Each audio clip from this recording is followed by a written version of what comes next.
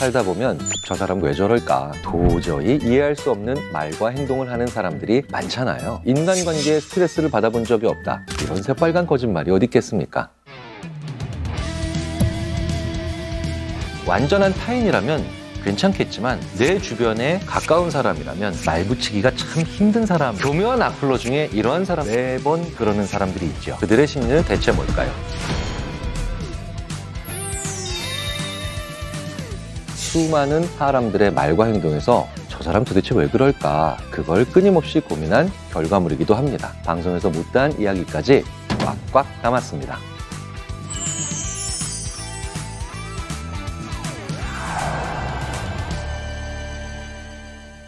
안녕하세요. 인지심리학자 김경일입니다. 오늘은 기쁜 소식 하나를 들고 찾아왔는데요. 저 사람은 도대체 왜 저럴까? 여러분께서 그동안 너무나 공감해 주셨던 타인의 마음을 읽어주는 그 콘텐츠가 책으로 나왔습니다. 사피엔스 스튜디오에서 벌써 3번째 책인데요. 이번에도 방송의 알찬 내용과 방송에서 못다한 이야기까지 꽉꽉 담았습니다. 제목만 봐도 알 수가 있죠. 타인의 마음이란 책은 제목이 정말 직관적입니다. 말 그대로 너무 궁금한 타인의 심리를 알기 쉽게 풀어준 책인 거죠. 기존의 심리 이야기가 나에 집중해서 나는 왜 그럴까, 이런 심리를 집중적으로 이야기했다면 이번 책에 담긴 내용은 말 그대로 내가 아닌 내 주변 사람들의 심리를 돌아보는 책. 살다 보면 저 사람 왜 저럴까 라는 생각이 들 정도로 도저히 이해할 수 없는 말과 행동을 하는 사람들이 많잖아요. 이런 사람들을 만날 때마다 우리는 인간관계 속에서 씁쓸함이나 당혹감을 느끼고 심한 경우 공격당한 것 같은 아픔에 몸부림치는 등 고통으로 괴로워하기도 하고요. 이건 심리학자인 저 역시 전혀 예외가 아닙니다. 자, 그렇다면 이럴 때 나에게 어떤 문제가 있는 게 아닐까 자책해보는 경우도 있죠. 하지만 이런 문제는 이런 식의 생각만으로 근본적으로 해결이 되는 경우는 거의 없습니다. 왜 그럴까요? 여전히 그 사람이 왜 그러는지 이유를 모르기 때문입니다. 그리고 그 이유를 알지 못하는 더 근본적인 이유는 우리 생각의 작동 원리를 배워본 적도 그리고 말해본 적도 없었기 때문이에요. 참 안타까운 일이죠. 살아가면서 가장 우리를 힘들게 하는 것은 결국 사람이고 그리고 그 사람들과의 관계인데 그 원리와 해결책을 누구도 가르쳐주지 않으니까 말이죠. 사실 이 책에 담긴 내용들은요, 심리학자로서가 아닌 한 인간으로서 제가 지금까지 경험한 수많은 사람들의 말과 행동에서 저 사람 도대체 왜 그럴까, 그걸 끊임없이 고민한 결과물이기도 합니다. 이 책을 통해 그저 인간관계에서의 문제를 살펴보고 타인의 마음을 이해하고 설명하는 데 그치는 것이 아니라 하나라도 가능한 해결책들을 같이 고민해보고 싶었습니다. 타인의 마음은 인간관계 때문에 스트레스를 받는 모든 분들이 읽으면 좋은 책입니다. 인간관계에 스트레스를 받아본 적이 없다, 이런 새빨간 거짓말이 어디 있겠습니까? 그러니까 대한민국 사람들 전부죠. 그리고 이건 심리학자인 저도 마찬가지고요. 우리 모두가 그들을 이해하고 그들이 왜 그런지 그 이유를 알아내면서 사실은 우리가 더 많은 공부를 하기 위해서겠죠. 우리가 타인의 영향을 강하게 받는 사람들은 어떤 사람들일까, 이런 이야기들을 가끔 합니다. 타인의 영향을 거의 안 받는다, 남들이 무슨 얘기하든 신경 안 쓸 수 있다. 우리는 이런 사람들을 굉장히 심지가 굳은 사람, 굉장히 강한 사람으로 생각하는 경향이 강합니다. 하지만 그렇지 않죠. 타인의 영향을 강하게 받는 건 당연한 이치입니다. 왜 그럴까요? 우리 인간은 그 어떤 동물들보다도 눈의 흰자위가 넓은 영역을 차지하고 있죠. 그 이유는 내가 어디를 보는지 이렇게 상대방과 나의 의도를 서로 잘 파악하기 위해서 설계된 존재가 바로 호모사피엔스이기 때문입니다. 그래서 혹자는 우리 인간을 울트라 소셜, 즉 가장 사회적이고 긴밀하게 상호작용하는 존재이기 때문에 인간이다 라고 얘기를 하죠. 자, 그렇다면 타인의 영향을 강하게 받는 사람들은 가장 인간다운 인간이 되겠죠. 그리고 내 주위에 있는 사람들이 어떤 생각을 하는지에 대해서 늘 고민을 하는, 즉 심리학자들이 말하는 Theory of Mind, 마음의 이론이 잘 정립되어 있는 사람입니다. 그러니 그저 눈치 본다 혹은 무언가를 살핀다라고 하는 약한 사람의 모습으로 타인의 영향을 강하게 받는 사람들을 생각하시면 안 되겠죠. 우리가 가장 큰 불안감을 느낄 때가 언제일까요? 내가 정확하고 구체적인 사실을 모를 때입니다.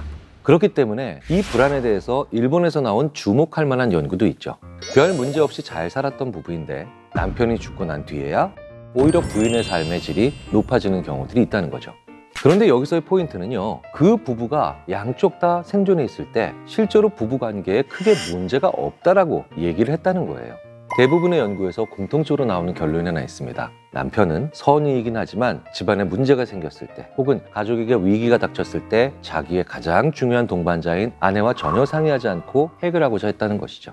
그런데 이런 선의로 만들어진 대화의 부재, 상의의 부재는 정보에 대한 불평등을 만들고요, 왠지 모르게 아내를 불안하게 만들었다라고 하는 것이 많은 연구들의 결과입니다. 그러니 계속해서 가족들을 왠지 모를 불안함을 만들었던 그 남편이 사망한 후 오히려 아내의 삶의 질은 올라갔다는 거예요.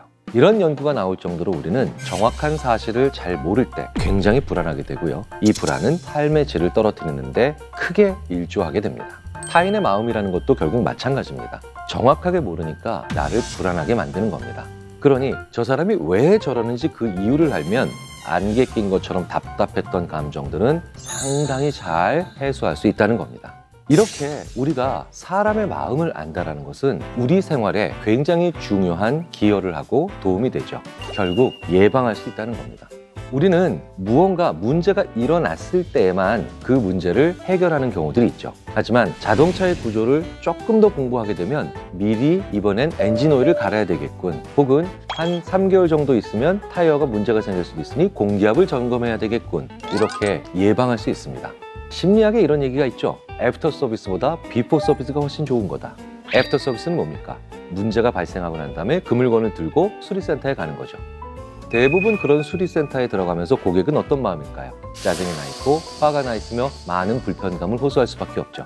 그런데 최근에 국내외의 많은 글로벌 기업들은 애프터 서비스를 받기 전에 여기에 문제 생길 수 있으니 미리 한번 다녀가시죠 라고 얘기하는 그런 지혜를 발휘하는 기업들이 있습니다.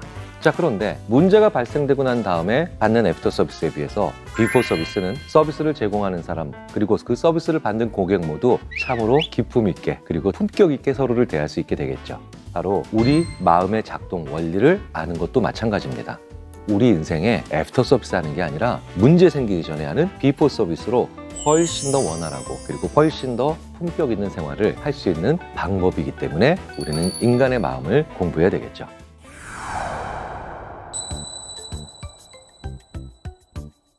여러분들께서 일상에서 정말 잘하고 싶은 것들이 있으시잖아요. 자, 야구를 잘하려면 어떻게 해야 될까요? 시간 내서 야구를 당연히 연습하셔야 되죠. 요리를 잘하고 싶으면 뭘 해야 할까요? 평소에 요리를 많이 해보셔야 되죠.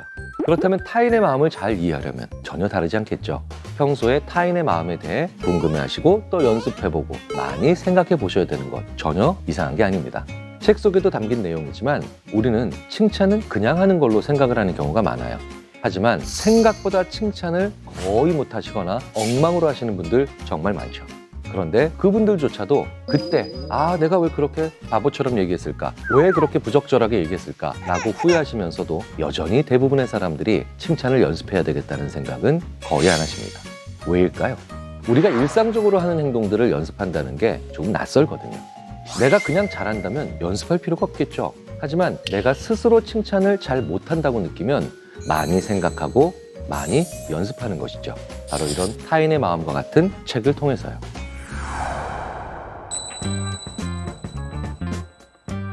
나의 심리가 아니라 타인의 심리를 얘기하는 거잖아요. 나의 마음이면 당연히 결별이 불가능합니다. 시도할 수도 없는 일이죠. 그런데 우리가 이번엔 집중하는 그 대상이 타인이니까 가능한 일이죠. 가끔 부모님들이요, 내 속으로 낳은 자식인데도 널 모르겠다 라는 말씀도 하시잖아요. 최선을 다해 노력해서 그 사람을 이해하고 받아들이려고 해도 그만큼 내가 아닌 다른 사람을 100% 이해하고 받아들이는 건 정말 힘들죠. 그래서 나랑 너무 안 맞는데 계속 이해하고 받아들이려고만 한다? 나를 괴롭히는 타인을 이해하려다가 나 스스로를 너무 괴롭게 하면 안 되잖아요. 물론 모든 상황의 손절이 답은 아닐 겁니다. 하지만 가장 중요한 건 타인이 아닌 나라는 점을 기억하실 필요가 있겠죠.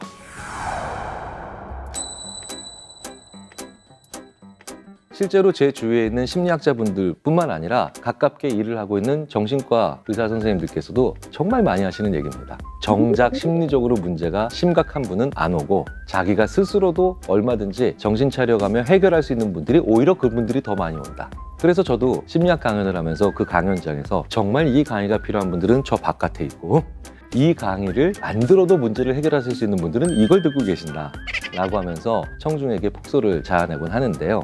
그럼에도 불구하고 왜 이런 심리 이야기를 계속해서 드리는 게 중요할까요? 바로 사람은 긍정적인 영향력이든 부정적인 영향력이든 전염을 시키기 때문입니다. 우울한 사람들은요, 놀랍게도 그 주위에 거의 대부분에 가까운 사람들이 우울합니다. 그리고요, 행복한 사람들은 대부분 주위에 있는 사람들이 행복해지죠. 왜 그럴까요? 바로 행복한 사람은 주위에 있는 사람을 행복하게 만들려고 노력한다는 거예요. 그리고 우울한 사람들은 내 주위에 있는 사람들도 우울했으면 좋겠다라고 생각합니다. 그게 인간의 가장 기본적인 마음이거든요. 나 같은 사람이 많아졌으면 좋겠다. 그렇기 때문에 타인의 마음에 대한 이유와 그리고 나의 심리에 대한 이해도를 높이는 가장 중요한 이유는 좋은 영향력, 긍정적인 영향력, 선한 영향력을 더 많이 만들기 위해서죠. 이 책을 읽는 이유는 바로 우리 자신이 그런 타인이 되지 않기 위해서입니다. 이런 사람들 때문에 힘들어한다는 건 나 역시 이런 모습을 보일 때 누군가는 그런 모습 보이는 나로 인해서 힘들어진다는 것과 마찬가지니까요. 그리고 많은 사람들을 여러 번 만나야 되는 이런 생태계에서 우리 자신의 생존력 자체가 당연히 떨어질 겁니다. 그러니 타인의 마음을 읽는 이유는 나의 생존력을 높이기 위해서입니다. 비록 나에게 많은 어려움과 힘든 측면들을 안겨주는 타인일지라도 그들이 왜 그랬는지를 정확하게 이해하고 나에게도 그런 측면이 있을지 모르니 그런 요인들을 잘 다스려 모두의 생존력을 함께 높여가야 되는 것이 필요하겠죠. 왜냐하면 이 사회는 아직도 희망과 살아볼 가치들이 너무나도 많이 남아있기 때문입니다.